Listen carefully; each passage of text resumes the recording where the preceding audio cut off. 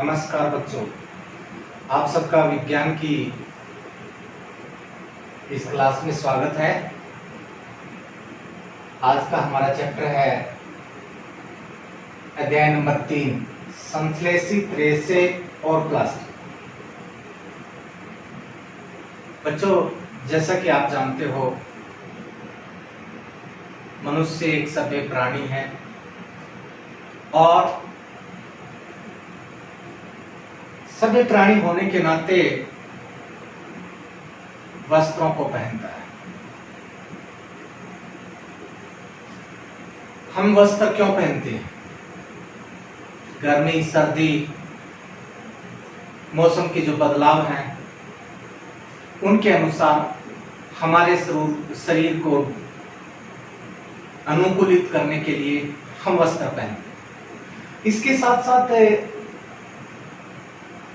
मनुष्य सुंदर भी दिखना चाहता है, इसलिए रंग बिरंगे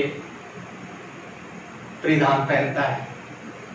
लेकिन नाउ क्वेश्चन ये राइज होता है कि वस्त्र बनते किससे? किससे बनते हैं वस्त्र? बच्चों, वस्त्र बनते हैं धागों से।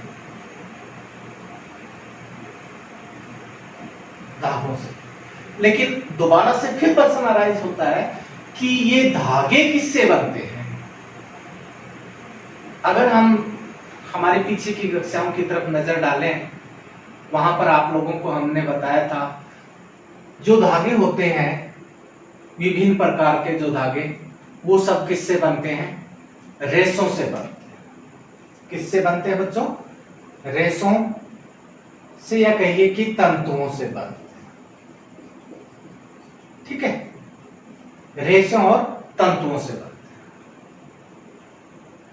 कक्षा 6 और 7 में बच्चों आप लोगों को रेशों के बारे में बताया था, फिर रेशों से जो धागे कैसे बनाए जाते हैं वो भी बताया था। उसके बाद हमने डिस्कस किया था धागे से वस्त्र कैसे बनाया जाता है। ठीक है, एक बार हम इस अध्याय संश्लेषित रेशे और प्लास्टिक में आगे बढ़े उससे पहले एक बार हम जो छठी और 7वीं कक्षा में आप लोगों ने जो रेशे के बारे में जानकारी ली थी वहां आते हैं। रेशे होते क्या है? धागे में उपस्थित पतली पतली जो लड़ियां होती है उन लड़ियों को ही क्या कहते हैं? रेशे कहते हैं। धागों के अंदर महीन पतली पतली जो लड़ियां होती है उन्हें रेशे कहते हैं। ठीक है बच्चों, और जब रेशे के बारे में आपको समझाया जा रहा था, हम डिस्कस कर रहे थे रेशे, तब आप लोगों को ये भी बताया था जो रेशे होते हैं पेड़ पौधों से भी प्राप्त होते हैं, जंतुओं से भी प्राप्त होते हैं, और साथ में ये भी बताया था कुछ मानव निर्मित रेशे भी हैं। तो पेड़ पौधों से प्राप्त होने वाले जो रेशे हैं, मानव निर्मित जो रेशे हैं, कृत्रिम जो रेशे हैं, जिसके बारे में आज हम बात करेंगे। ठीक है, इसके बारे में विस्तार से डिस्कशन करेंगे। वो सब रेशे वास्तव में बने भी किससे बने होते हैं?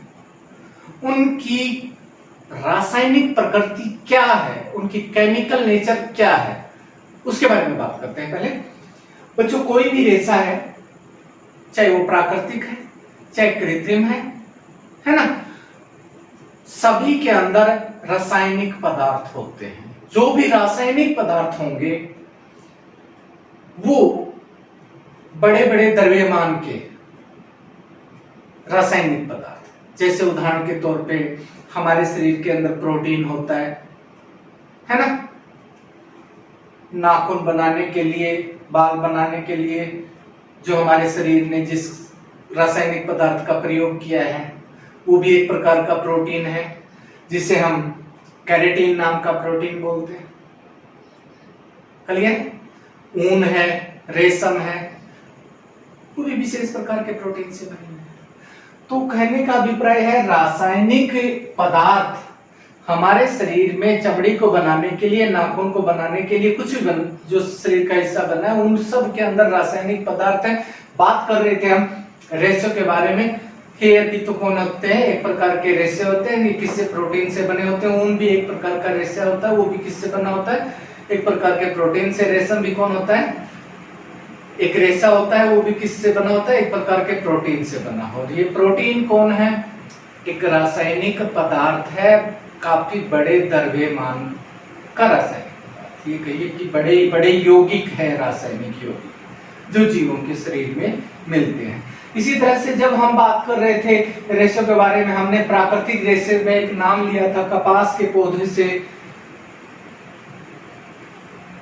के पौधे से रुई की प्राप्ति हुई थी। किसकी प्राप्ति हुई थी? रुई की। इसी तरह से पटसन के पौधे से जूट की प्राप्ति हुई थी।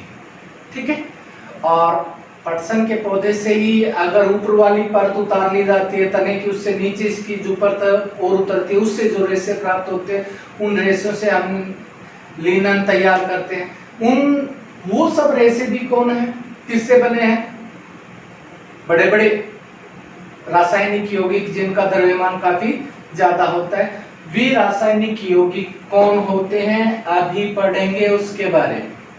ठीक है बच्चों, लेकिन यहाँ पर हमने कपास शब्द यूज किया। कपास का जो रेशा है, रुई है, उस रुई के अंदर कौन सा रासायनिक पदार्थ होता है? रुई के अंदर एक रासायनिक पदार्थ होता है बच्चों, सेल्यूलोज। सेल्यूलोज जब भोजन के अवयव हम पढ़ रहे थे तभी एक शब्द आया था सेल्यूलोज। वही सेल्यूलोज है किसका? कपास के पौधे से के अंदर जो रुई की प्राप्ति हुई है, रुई का निर्माण करता है। ठीक है, ये सब रेशे रासायनिक रूप से किस प्रकार से बने हुए हैं, इनके अंदर क्या होता है, उसी के बारे में हम आगे अध्ययन कर रहे हैं। चलिए, इनकी केमिकल नेचर क्या है, उससे पहले मैं आपको अवगत करा दूं। एक शब्द है बहुलक। बहुलक क्या होते हैं? प्रत्येक रेशा छोटी छोटी इकाइयों से मिलकर जो बड़ी इकाई बनाता है, छोटी छोटी इकाइयों से मिलकर एक जो बड़ी इकाई बनाता है, उस बड़ी इकाई को ही हम क्या कहते हैं? बहुलक कहते हैं। और उस बहुलक के अंदर जो छोटी छोटी इकाइयां होती हैं, उनको हम क्या कहते हैं? एकलक कहते हैं। कहने का अभिप्राय क्या है? हमारे पास एक रेशा है, उससे समझते हैं इसको। ये एक रेशा है, ठीक है, और रेशे की केमिकल नेचर हमने बताया कि रेशे के बारे में बताया, कुछ केमिकल से बने होते हैं। वो केमिकल कौन होते हैं? बहुलक होते हैं। और बहुलक कौन होते हैं? वो छोटी छोटी इकाइयों से मिलकर बने हुए एकलक से। कहने का अभिप्राय हम यहां से लें, एकलक हमने ये ले लिया है कि ये केमिकल है, ये दूसरा है, ऐसे ऐसे एकलक है। ये फिर दोबारा से 3 बार, 4 बार, 5 बार, 100 बार, 1000 बार, लाखों बार तक हो सकता है। जब ये एकलक, ये वाले एकलक आपस में एक दूसरे के साथ जुड़कर बार बार रिपीट हो रहे हैं और एक बड़ी संरचना बना देते हैं, और जो बड़ी संरचना बनी, ये कौन थे? एकलक। ये भी वही एकलक है, ये भी वही एकलक, और ये एकलक मिलकर एक बड़ी संरचना इन्होंने बनाई। ये बड़ी संरचना कौन कहलाई? बहुलक कहलाई। और ऐसे ऐसे बहुलक फिर किसमें आपस में जुड़कर किसका निर्माण करते हैं? रेशे का। तो बच्चों, कहने का अभिप्राय क्या है? जितने भी रेशे होते हैं, सभी रेशे बहुलकों से मिलकर बने होते हैं, और सभी बहुलक किससे बने होते हैं? एकलकों से मिलकर बने होते हैं। बहुलक को हम इंग्लिश में पॉलीमर कहते हैं, ठीक है, एकलक को हम मोनोमर कहते हैं। तो कहने का अभिप्राय क्या हुआ? दोबारा से सुने। जो रेशे होते हैं, जो तंतु होते हैं, जिनको इंग्लिश में फाइबर कहते हैं, सभी फाइबर बहुलकों से मिलकर बने होते हैं, और बहुलक एकलक या मोनोमर से बने होते हैं। किसी पॉलीमर के अंदर, पॉलीमर के अंदर एकलक एक जैसे भी हो सकते हैं, अलग अलग भी हो सकते हैं। जैसे उदाहरण के लिए यहां समझे आप, मान लो एक बहुलक है, उसके अंदर सभी के सभी एकलक एक जैसे हैं।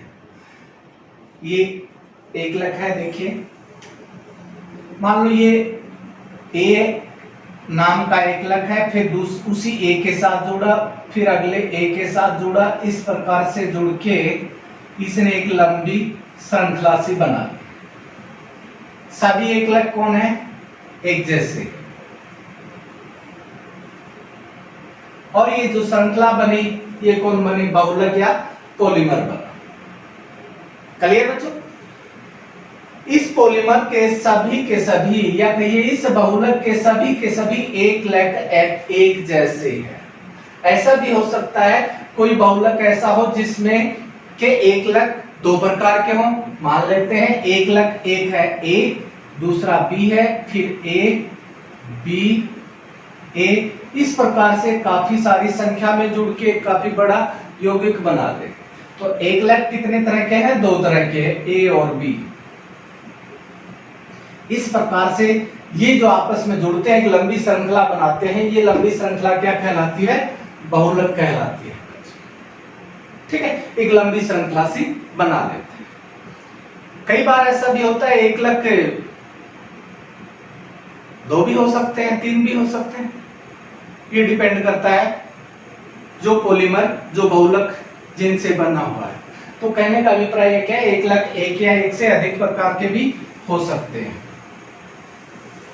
यहां एक छोटी सी बात और नोट करो बच्चों, मान लो कोई बहुलक बना रहे हैं, उस बहुलक को हमने मोनोमर से बनाया है, एक लक से बनाया है, तो बहुलक का फार्मूला कैसे लिखें। उदाहरण के तौर के ऊपर मान लो आपके पास एक लक है ए, कितने हैं ये, हमारे पास 100 एक लक है। इन 100 एक लकों को आपस में जोड़कर एक एंड टू एंड, पहले सिरे का दूसरे सिरे का फिर अगला सिरा, इस तरह से जोड़ के एक लंबी श्रृंखला बनी है। ठीक है, वो सारे के सारे एक लक आपस में जुड़कर एक चेन सी बनाते हैं। जिस तरह से आपने देखा रेलगाड़ी देखी है ना, रेलगाड़ी क्या एक डब्बा होता है, फिर उसके साथ दूसरा डब्बा जुड़ जाता है, फिर तीसरा, फिर चौथा, एक लंबी सी ट्रेन बन जाती है। इसी तरह से जो डब्बे हैं वो क्या कहलाएंगे, एक लक कहेंगे, दूसरा भी वैसा ही डब्बा, तीसरा भी वैसा ही। तो लंबी श्रृंखला जो बनी रेल वो कौन है, ठीक इस प्रकार से उस रेल की तरह से ही ये बहुलक होते हैं। यहां पर हम 100 एक लक लेते हैं, तो इसका बहुलक के रूप में फार्मूला कैसे लिखेंगे, आप ए लिखें, इसके दोनों तरफ से जो बॉन्ड या आबंध है आगे 100 से ज्यादा हो तो उनके जुड़ने के लिए यहां जो 100 है इसको नीचे दिखाते हैं। मान लो आप हमारे पास में 2000 एक लक, तो बहुलक का फार्मूला कैसे, सारे के सारे एक लक एक जैसे हैं, यहां लिखेंगे हम 2000। मान लो हमारे पास n बहुलक n एक लक है, n से हमारा अभिप्राय क्या हो सकता है, 1 2 5 7 9 हजार लाख कुछ भी हो सकता है, यानी संख्याएं दर्शा दी आपने, पॉजिटिव नंबर। लेकिन बहुलक जो होते हैं उनमें आमतौर पे ये संख्या हजारों में होती है। ठीक है, 1 2 में नहीं, हजारों में होती है, क्योंकि लंबी श्रृंखला बनानी। तो यहां पर हमारा एक लक यहां हमने लिया, वे एंड टू एंड जुड़े हुए एक दूसरे से कितनी बार जुड़ रहे हैं, n बार। ये कौन है, इस एक लक का से बना बहुलक है, इस एक लक से बना बहुलक है, इस एक लक से बना बहुलक है। ठीक है, जैसे हमारे पास दो बहुलक होते, सॉरी दो एक लक होते, n एक लक होते a और b नाम का दूसरा एक लक होता है, इनकी भी संख्या कौन होती, n है। अब ये दोनों आपस में जुड़ेंगे पहले तो, और अगलों के साथ में जुड़ने के लिए इनके पास में फिर एक एक बॉन्ड और खाली है। जिस तरह से मेरा हाथ है, इस हाथ से मैं दूसरे को पकड़ लूं, इससे अगले को पकड़ूं, ये दोनों कितने हैं, n बार, ये भी कितना है, n बार। तो इसका जो बहुलक बनेगा उसका सूत्र होगा ये, उसका फार्मूला होगा ये। ठीक है बच्चों, इस तरह से एक के लिए हमने बताया था n टाइप का है, n मोनोमर या उसका एक लक n है, तो बहुलक कौन होगा, इस तरह से होगा। 2 है तो इस तरह से होगा, 3 है तो इसी प्रकार से आप बना सकते हैं। जैसे उदाहरण के तौर पे एक शब्द आपने पॉलीथीन सुना होगा, कौन सुना होगा, पॉलीथीन। पॉलीथीन एक बहुलक है। इस पॉलीथीन बहुलक में इथीन नाम के एकलक होते हैं। इथीन, इथीन कितने n बार, पॉलीमीन बहुत, काफी बार, बहुत सारे, ठीक है। तो इथीन को, पॉलीथीन जब हम बनाएं, पॉलीथीन में जैसे यहां बॉन्ड खाली छोड़े थे ये हो गए, और इथीन कितने बार जुड़ी हुई है, n बार। ये इथीन नाम का मोनोमर है या एकलक है, ये पॉलीथीन नाम का बहुलक है। इस प्रकार से और भी, ठीक है बच्चों। बच्चों यहां जो बहुलक शब्द आया है इसको हमने बोला था इंग्लिश में इसको पॉलीमर कहते हैं। दो शब्दों से बना है, पॉली और मर। पॉली मीन बहुत से, काफी संख्या में, मर का मतलब है एक इकाई, मोनोमर जो हमने एकलक बोला, काफी सारी इकाइयां जुड़ने से जो रासायनिक यौगिक बनता है उसे हम बहुलक या पॉलीमर बोलते हैं। इसीलिए हमने पॉलीथीन के सामने पॉली शब्द जोड़ा है, क्योंकि इथीन नाम की जो इकाई है वो काफी बार जुड़ी हुई है, बहुत सी जुड़ी हुई है, तो जो बहुलक बना पॉलीथीन बना। ठीक है बच्चों, ये बात होगी क्लियर। अब हम एक बार वापस चलते हैं कपास नाम की पौधे के अंदर जो रेशा था जिसका नाम हमने रुई बोला था। रुई के अंदर कौन सा पॉलीमर होता है, रुई के अंदर कौन सा बहुलक होता है? रुई के अंदर सेल्यूलोज नाम का बहुलक होता है, और ये सेल्यूलोज कौन से मोनोमर से बना होता है? ग्लूकोज से बना होता है। तो आओ रुई जो फाइबर है वो किस तरह से बना उसके बारे में बात करते हैं। रुई नाम का रेशा बनने से पहले रुई के अंदर जो पॉलीमर है उसको समझना जरूरी है बच्चों। सेल्यूलोज किससे बनता है? ग्लूकोज से। कितने ग्लूकोज? काफी सारे ग्लूकोज, पॉली ग्लूकोज, बहुत से ग्लूकोज, उसको हम n द्वारा दिखा देते हैं।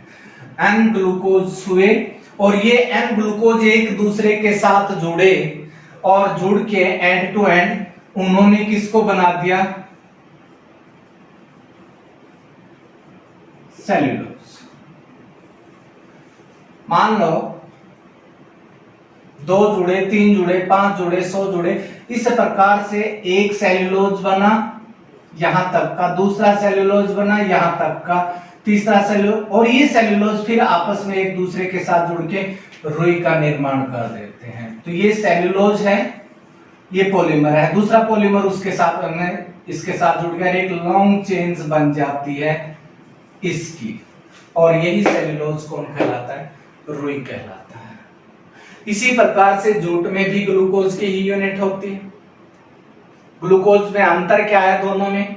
उदाहरण के तौर के ऊपर ये हमारा डस्टर है, इसके ये रेड हिस्सा दिखाई दे रहा है ऊपर की तरफ, ये नीचे। अगर इसको ऐसे कर दे तो कोई परिवर्तन होगा? डस्टर तो है ये अब भी, बस उल्टा होगा। इसकी शेप बदली है, मतलब इसका नीचे का सिरा ऊपर, ऊपर का सिरा नीचे, इस तरह से हुआ। इसी प्रकार से जब रुई होती है, रुई के अंदर भी एकलक कौन होता है? ग्लूकोज है, और ये कौन है? बहुलक है। जब हम बात करें जूट के अंदर भी पॉलीमर कौन होता है? बहुलक कौन होता है? सेल्यूलोज। बना किससे है? ग्लूकोज से। वहां जो ग्लूकोज होता है, इस ग्लूकोज में सिर्फ यही अंतर है, ऐसे उल्टा सीधा जुड़ने का, ऊपर नीचे जुड़ने का, ठीक है। सब कुछ सेम ऐसा ही है। ये रुई नाम का बहुलक जो फाइबर रेशा बनता है, किससे बनता है? कौन से बहुलक से बनता है? सेल्यूलोज से। जूट जो बनती है किससे बनती है? सेल्यूलोज से, ठीक है। ऊन की बात करें, रेशम की बात करें, रेशम और ऊन होती है, उनमें अलग अलग प्रकार के प्रोटीन होते हैं। कौन? प्रोटीन। प्रोटीन को छोटे टुकड़ों में तोड़े तो पेप्टाइड चेन भी बोलते हैं, या उनसे छोटे कहें तो अमाइनो अम्ल होते हैं। अगर हम ऊन की बात करें,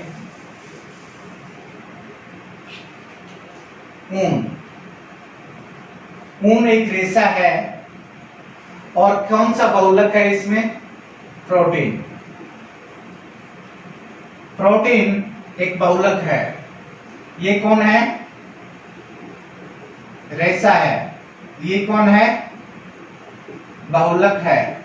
और प्रोटीन छोटी छोटी जिन इकाइयों से मिलकर बना होता है उनको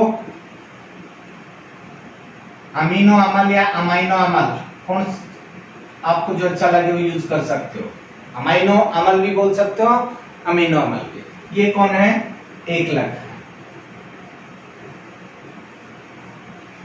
ठीक है। अलग अलग प्रोटीन के अंदर से अलग अलग तरह के अमीनो अम्ल होते हैं। अमीनो अम्ल काफी सारे हैं, उनकी संरचना अलग अलग है, लेकिन उनको एक ही वर्ग में, एक ग्रुप में रखते हैं, उनको अमीनो अम्ल। तो अगर हम ऊन नाम के रेशे की बात करें तो पहले ऊन नाम का रेशा बनाने के लिए हमें बहुलक चाहिएगा, यानी प्रोटीन का निर्माण होगा। प्रोटीन किससे बनेंगे? अमाइनो अम्ल से। कितने अमाइनो अम्ल? हमने कहा जी काफी सारे दर्शाने के लिए हमने एन ले लिया। इसी तरह से प्रोटीन बनाना है काफी सारे, यानी हजारों की संख्या में अमाइनो अम्ल जुड़े हुए हैं, 200 जुड़े, 300 जुड़े, 1000 जुड़े, इस तरह से आपस में एक एक अमाइनो अम्ल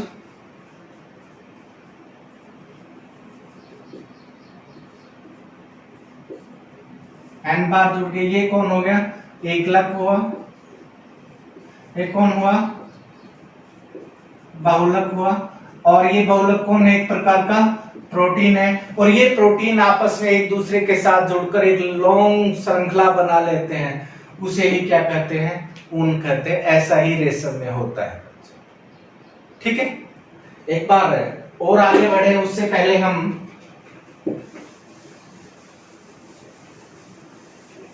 इस पे फिर नजर डालें। धागे में छोटी छोटी लड़ियां क्या कहलाती है? रेशे कहलाती हैं। रेशे रासायनिक रूप से जिन पदार्थों से बने होते हैं, बड़े बड़े यौगिकों को से, उन्हें बहुलक कहते हैं। और बहुलक कैसे बनते हैं? छोटी छोटी इकाइयों के आपस में मिलने से बनते हैं। और बहुलकों में जो छोटी छोटी इकाइयां होती हैं उन्हें क्या कहते हैं? एकलक कहते हैं। एकलक कितने प्रकार के होते हैं? बहुलक कितने प्रकार के होते हैं? बहुलक के स्रोत के आधार पे जहां से परे पाए जाते हैं। ठीक है। इनकी संरचना की बात नहीं की हमने। वैसे तो बहुलक काफी तरह के होते हैं आकार के आधार पे। ठीक है। ताप पे उनका प्रभाव है, उसके आधार पे अलग अलग है, लेकिन यहाँ हम बात कर रहे हैं स्रोत के आधार पे। स्रोत के आधार पे बहुलक बच्चों दो प्रकार के होते हैं।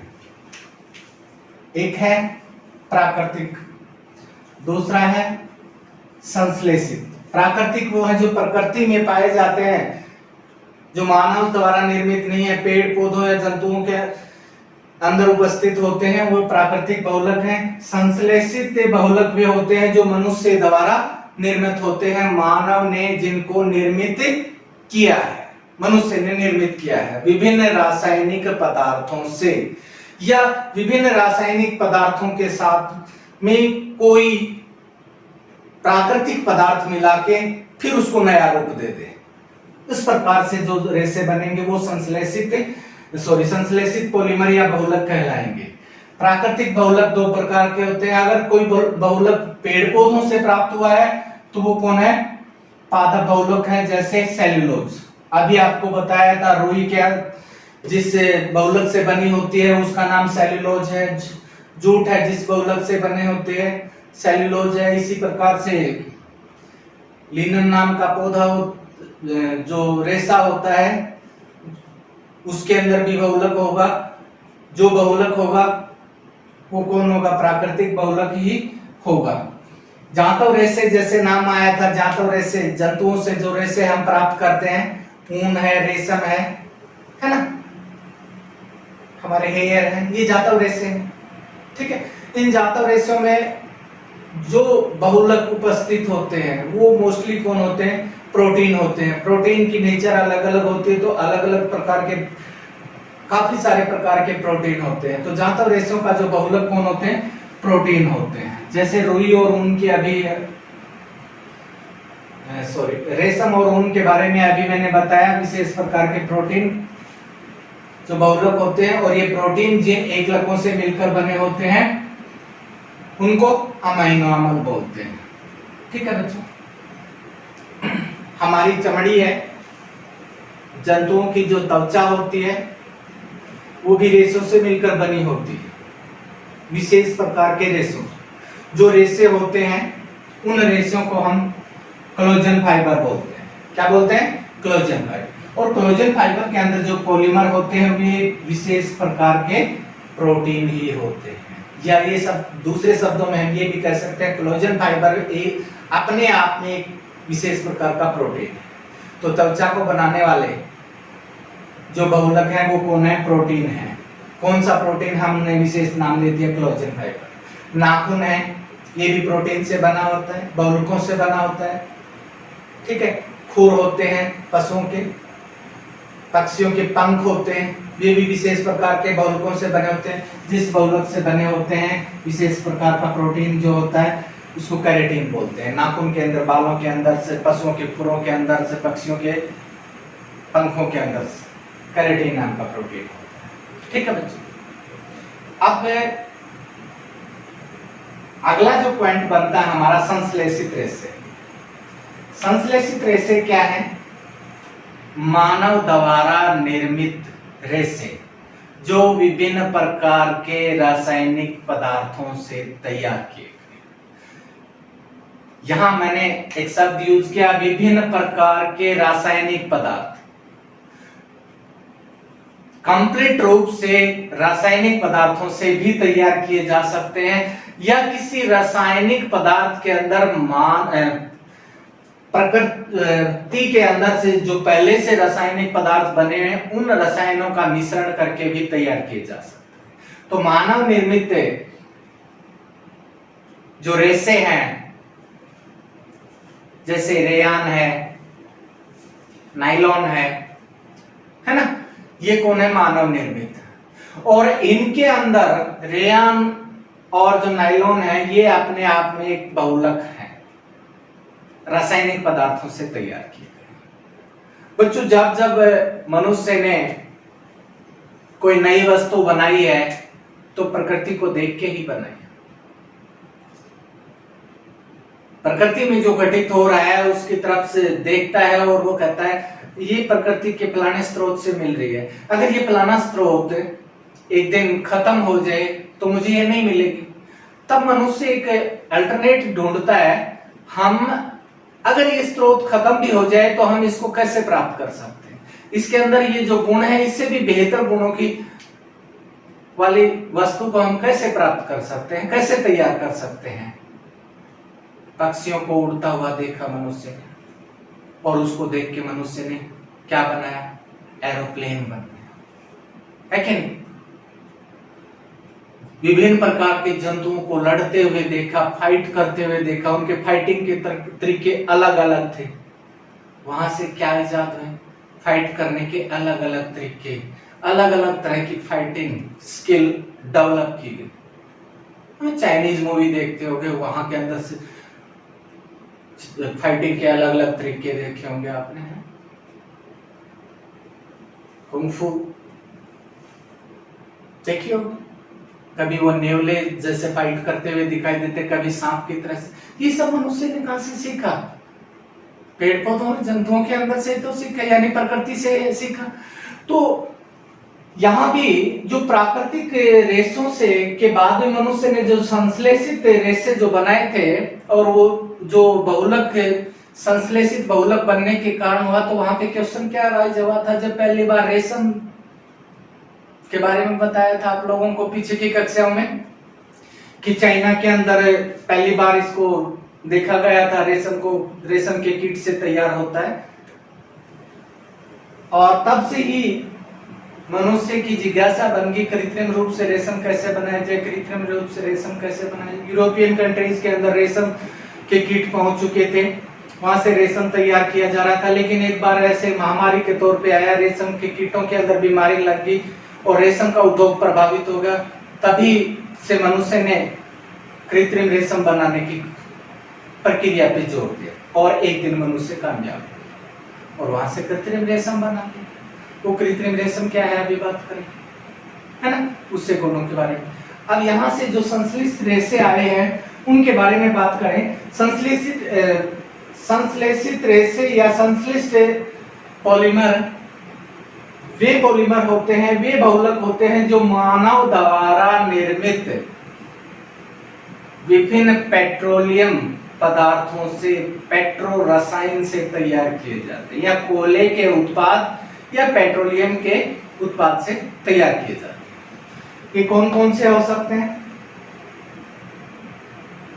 पॉलीअमाइड हो सकते हैं, पॉलिएस्टर हो सकते हैं, पॉलीनाइट्रेल्स हो सकते हैं, या पॉलीएक्रोनाइट्रेल्स हो सकते हैं। इसको हम पॉलीनाइट्रेल भी कह सकते हैं, पॉलीएक्रोनाइट्रेल्स भी कह सकते हैं।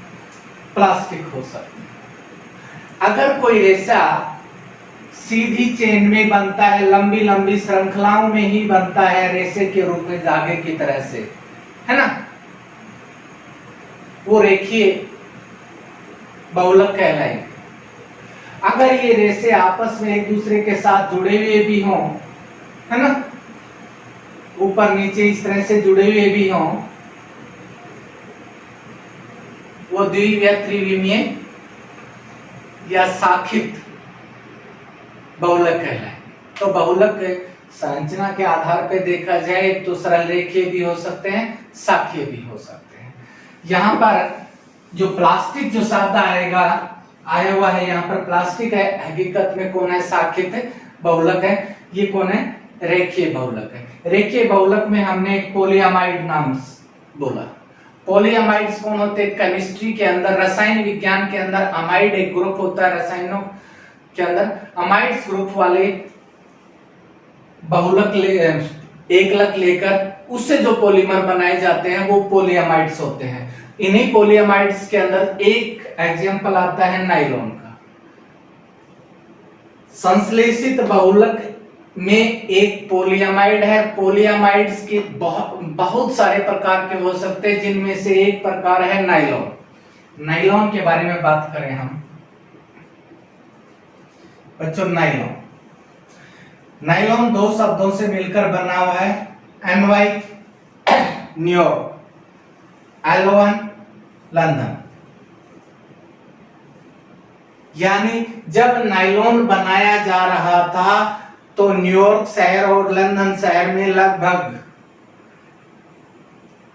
इन दोनों शहरों में दो अलग अलग व्यक्तियों द्वारा तैयार किया गया लगभग एक जैसा रेशा है।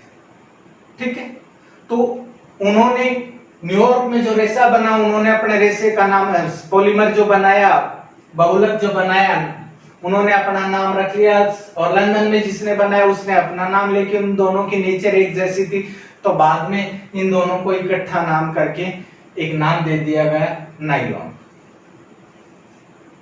नायलॉन जिन एकलकों से मिलकर बनाया गया, उसके बाद नायलॉन भी कई तरह के बने। नायलॉन 6 बना, फिर नायलॉन 6 बना, नायलॉन 610 बना, नायलॉन 11, और इसी तरह से नायलॉन 12। ये नायलॉन के काफी सारे प्रकार। ठीक है, हम ज्यादा गहराई में न जाकर सिर्फ नायलॉन शब्द की ही बात करते हैं। नायलॉन एक प्रकार का कृत्रिम बहुलक है जो पेट्रो रसायन से कहिए या कोयले के जो उत्पाद हैं उनसे तैयार किया गया है। ठीक है, नायलॉन किस प्रकार का है? नायलॉन एक पॉलीअमाइड बहुलक है। क्लियर है? अगला लेते हैं पॉलिएस्टर।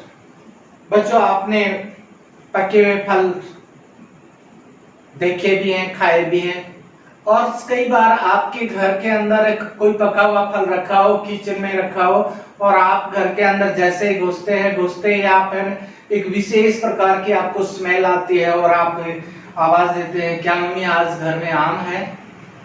या और जैसी स्मेल आ रही उस स्मेल से पहचान के कहते हैं वो वाला फ्रूट रखा हुआ है ना। इस तरह से आप जो उस फ्रूट जो स्मेल आ रही है उसी से फ्रूट को पहचान लेते हैं। फ्रूट्स के अंदर जो स्मेल आती है वो एक विशेष प्रकार के रसायन से आती है, और वो रसायन कौन होते हैं?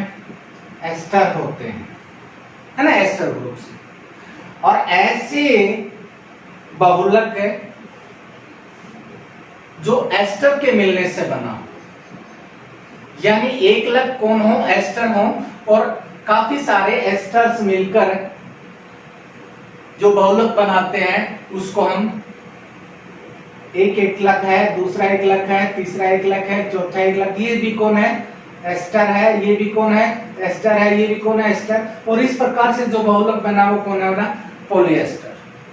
और पॉलीएस्टर जो ग्रुप्स हैं उसके अंदर से एक सर्वविदित नाम आता है, काफी लोकप्रिय जो रेशा है या बहुलक है वो है टेरिलीन। टेरिलीन। दूसरा है PET, PET, P for poly, E for ethylene, T for terephthalate. इसे टेरिथेलेट भी बोलते हैं, टेरथेलेट भी बोलते हैं, ठीक है। तो पेट और टेरिलीन है पॉलीएस्टर के दो उदाहरण लिखे हैं मैंने, काफी और भी होते हैं बच्चों, ठीक है। हमारे सिलेबस में है दोनों, टेरिलीन भी है, पेट भी है, नाइलॉन भी है, ठीक है, जब हम संश्लिष्ट रेशों के बारे में बात करते हैं। बच्चों जैसे ही मैंने संश्लेषित बहुलकों के बारे में बताना शुरू किया था तब मैंने आप लोगों को क्या बताया था, मानव द्वारा निर्मित रेशे। पहला शब्द बोला मानव निर्मित रेशे, फिर बोला मानव द्वारा निर्मित बहुलक। रेशों की बात आती है तो मानव द्वारा निर्मित, हम बात कर रहे थे बहुलक की तो मानव द्वारा निर्मित बहुलक। दूसरा शब्द हमने कहा जो रासायनिक पदार्थों से भी तैयार हुए हैं, ऐसे बहुलक जो रासायनिक पदार्थों से तैयार, विशेषकर या तो कोयले के उत्पाद या फिर पेट्रो उत्पाद, पेट्रोलियम के उत्पाद, इनसे जो तैयार होते हैं वो कौन है, संश्लेषित बहुलक।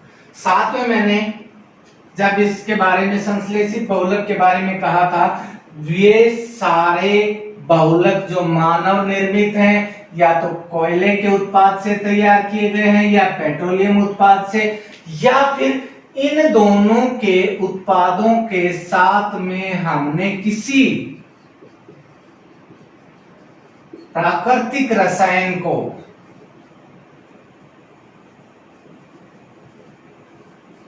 मिक्स कर दिया और उससे जो तैयार किया। पहली बार जो कृत्रिम रेशा या कहिए बहुलक जो तैयार किया गया वो कौन था, रेयन था। और जो ये रेयन जो तैयार किया गया उसमें एक पदार्थ प्राकृतिक पदार्थ था और दूसरा कौन था, मानव द्वारा रासायनिक पदार्थ जो प्रकृति में नहीं था, ठीक है। प्राकृतिक पदार्थ से हमारा पेड़ पौधों और जंतुओं से प्राप्त होने वाला, उससे नहीं था।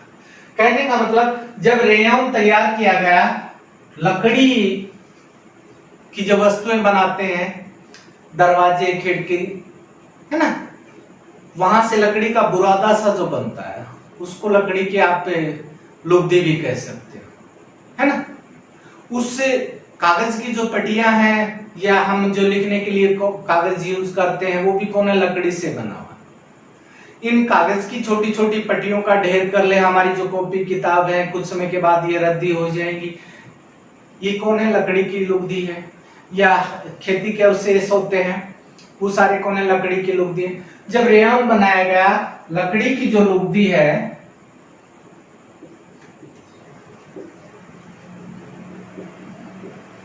इसको किसके साथ मिश्रित किया गया, कार्बन सल्फाइड के साथ। किसके साथ बच्चों, कार्बन सल्फाइड के साथ मिश्रित किया और इसके साथ मिश्रित करने से एक चिपचिपा सा पदार्थ बना और उस चिपचिपे पदार्थ के अंदर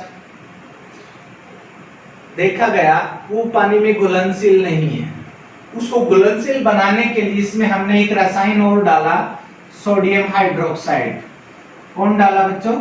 सोडियम हाइड्रोक्साइड। ये घुलनशील, और इस प्रकार से इन तीनों के मिश्रण से एक पदार्थ तैयार हो गया, और उस पदार्थ को हमने क्या कहा? रेयॉन कहा। रेयॉन कौन? एक बहुलक तैयार हुआ, लकड़ी की लुगदी, कार्बन सल्फाइड है ना, इन दोनों से तैयार हुआ है। ये इसको तैयार करने में प्रयुक्त नहीं होता, ये तो केवल इसकी घुलनशील नेचर बनाने के लिए है। ठीक है,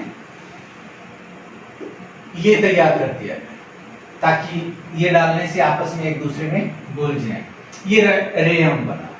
अब रेयॉन को आगे धागे के रूप में कैसे डाला गया? ये जो घोल तैयार हुआ, एक छलनी ली, उस छलनी के ऊपर से इस घोल को डाल दिया गया। छलनी के बारीक जो छिद्र हैं, उन छिद्रों में से ये नीचे की तरफ बहता गया, और रास्ते के अंदर से इनको ठंडी हवाओं के द्वारा, है ना, उन रेशों को सुखा दिया गया, और ये पतले पतले तार के रूप में ढल गया, महीन रेशम की तरह से इसको तैयार किया कर दिया गया। किसको? रेयॉन। तो पहला जो कृत्रिम बहुलक जो तैयार हुआ वो कौन था? रेयॉन था। रेयॉन अपने आप में पूर्ण रूप से संश्लिष्ट बहुलक नहीं था। कौन था? प्राकृतिक रेशे का रूप बदला गया था। प्राकृतिक रेशा कौन? लकड़ी की लुगदी में एक जो बहुलक होता है, सेल्यूलोज ही होता है। इस सेल्यूलोज में ही परिवर्तन किया गया था। तो रेयॉन को आप कंप्लीट रूप से संश्लिष्ट बहुलक ने कह के संवर्धित बहुलक कह सकते हो। रेयॉन पहला संवर्धित बहुलक था। ठीक है, यानी मॉडिफाइड पॉलीमर था। उसके बाद में जो पहला पूर्ण रूप से कंप्लीट संश्लिष्ट बहुलक के नाम से जो आया, उसका नाम था बच्चों नायलॉन। नायलॉन पहला संश्लिष्ट बहुलक।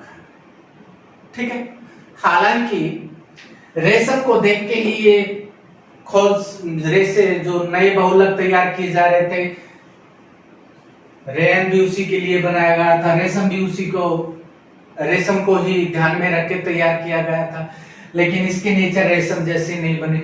और नायलॉन रेयॉन को अगर देखें हम, रेयॉन जो तैयार किया गया था और आजकल भी यूज किया जा रहा है, काफी प्रचलित है रेयॉन का रेशा। देखने में ये पता नहीं चलता ये रेशम है या नहीं, इसलिए रेयॉन को हम किस नाम से भी जानते हैं? कृत्रिम रेशम के नाम से भी जानते हैं। रेयॉन कौन है? कृत्रिम रेशा। ठीक है बच्चों, और रेयॉन के बारे में दो बातें, एक मैं तो बता चुका हूं पहले, एक संवर्धित रेशा है, मॉडिफाइड पॉलीमर है, और इसे कृत्रिम रेशम भी कहते हैं। पहला जो संश्लिष्ट रेशा, पूर्ण संश्लिष्ट रेशा है, कौन है? नायलॉन है। इसी प्रकार से टेरिलिन, पैट इत्यादि तैयार किए गए। एक्रिलिक, पॉलीएक्रोनाइट्रिल या पॉलीनाइट्रिल के नाम से है एक्रिलिक, जो कृत्रिम ऊन है। आगे डिस्कस करेंगे इसके बारे में। फिर आया प्लास्टिक के बारे में।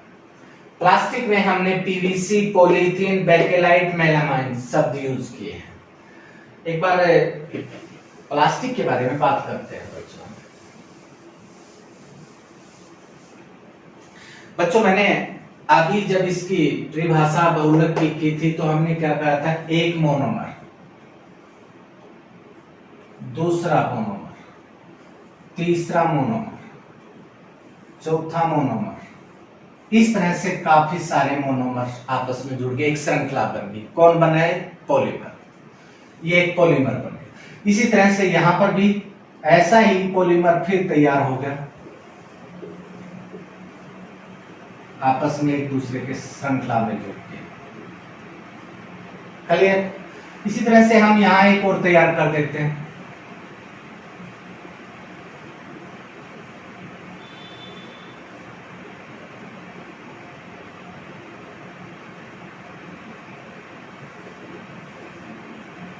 ये तैयार। इन्होंने क्या क्या, एक मोनोमर दूसरे के साथ जुड़ा है, तीसरे चौथे पांचवें, इस तरह से काफी सारे के साथ जुड़े। अगर हम बच्चों ये देखे हैं, अगर कई बार पॉलीमर एक दूसरे के साथ यहां तो जुड़े हुए हैं, इनको है ना क्रॉस में साइड में भी आबंध बनाने की क्षमता हो इन मोनोमर के। ठीक है, मान लो एक यूनिट और हमने यहां रख दी,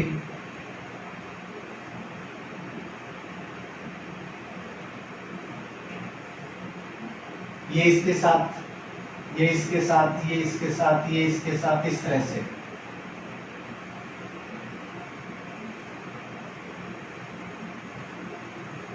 एक मोनोमर की चेन, पॉलीमर की चेन हमने ये दर्शा दी।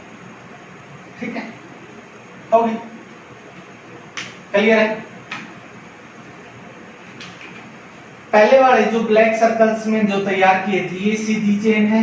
अगर ये साइड में भी बनाती हैं ब्लैक वाले के साथ में, इस ब्लैक वाले के साथ में, इस ब्लैक वाले के साथ में, इस ब्लैक वाले के साथ में, इस ब्लैक वाले के साथ में, इसके साथ में भी साइड में एक दूसरे के साथ में आबंध बना लेते हैं। एक नेटवर्क से बना लिया, जिस तरह से कपड़े का जाला सा जो बना हुआ, ताना सा बना हुआ।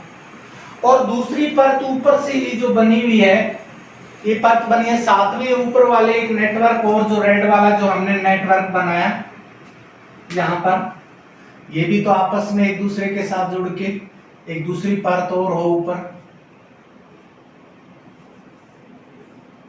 ठीक है, और ये ऊपर वाली परत है, इधर नीचे कौन, इनके साथ में भी अटैच हो रही हो, इस तरह से।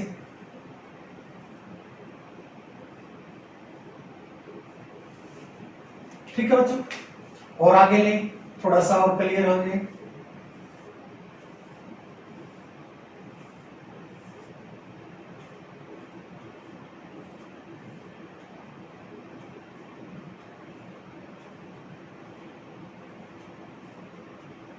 और ये इनके साथ,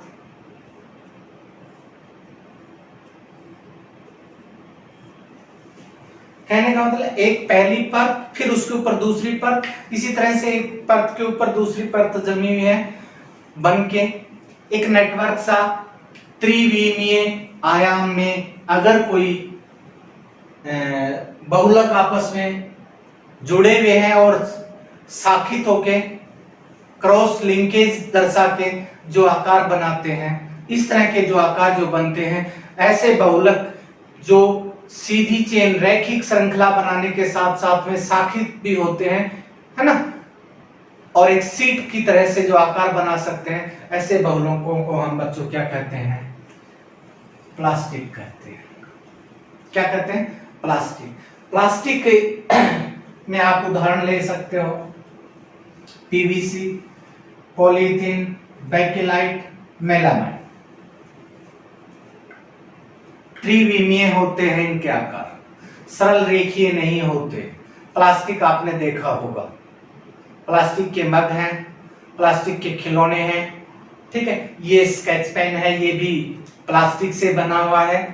ठीक है, ये मेरे हाथ में डस्टर है, ये भी प्लास्टिक से बना हुआ है। ठीक है, यहाँ पे ये इससे व्हाइट बोर्ड की जो ऊपर वाली परत है, ये भी किससे है, प्लास्टिक है। ये देखा जाए तो प्लास्टिक हर जगह है। हमारे तारों के बिजली की जो वायरिंग है, इसके ऊपर है जो एनामेल जो खोल चढ़ा हुआ है रबड़ जैसा, वो प्लास्टिक है। कौन है, पीवीसी, पॉलीविनाइल क्लोराइड नाम का प्लास्टिक है। ठीक है बच्चों, हम मार्केट में जाते हैं, विभिन्न प्रकार के खाद्य सामग्री या कोई और से हमारी जो आर्टिकल्स हैं, वस्तुएं जो खरीद के लेके आते हैं, जिन थैलियों में लेके आते हैं, वो किससे, कौन से प्लास्टिक से बने होते हैं, पॉलीथीन से बने होते हैं। ठीक है, बिजली के जो स्विच होते हैं, हार्ड प्लास्टिक देखे होंगे आपने, स्विच ऑन ऑफ करने वाले, बेकेलाइट के बने होते हैं, ये भी एक प्लास्टिक होता है। प्रेशर कुकर है ना, किचन के जो विभिन्न उपकरण है, पतीले है ना, केटल इत्यादि, उन सब के जो हार्ड प्लास्टिक से, ब्लैक रंग का जो प्लास्टिक होता है, काफी हार्ड होता है। जिस प्लास्टिक से बना होता है वो कौन होता है, मेलामाइड। इन सब के बारे में डिटेल से हम बाद में करेंगे। यहाँ पर ये जो मैंने टेबल आज जो तैयार की है आज के इस टॉपिक के अंदर आप लोगों को इंट्रोडक्शन दिया है, बहुलक क्या होते हैं, एकलक क्या होते हैं, स्रोत के आधार पे वो कितने प्रकार के होते हैं, ठीक है, और इनकी प्राइमरी नेचर्स भी बताई है कि बहुलक संरचना के आधार पे मैंने दो तरह के बताए, ये तो सरल रेखीय होंगे या शाखित होंगे। शाखित के अंदर अगर त्रिविमीय शाखित होते हैं तो उन्हें कौन कहते हैं, प्लास्टिक कहते हैं। बाकी की जो टॉपिक बनते हैं जो हमारे सिलेबस के अनुसार संश्लिष्ट रेशों में नाइलॉन है, रेयन है, टेरिलिन है, पेट है, इसके बारे में डिटेल से हम बाद में पढ़ेंगे, और प्लास्टिक है इसको भी आगे पढ़ेंगे। ये सब हम डिस्कस करेंगे इसी लेसन के सेकंड पार्ट या दूसरे शब्दों में कहिए वीडियो के सेकंड पार्ट। तब तक के लिए बच्चों थैंक यू, फिर मिलते हैं ब्रेक के बाद।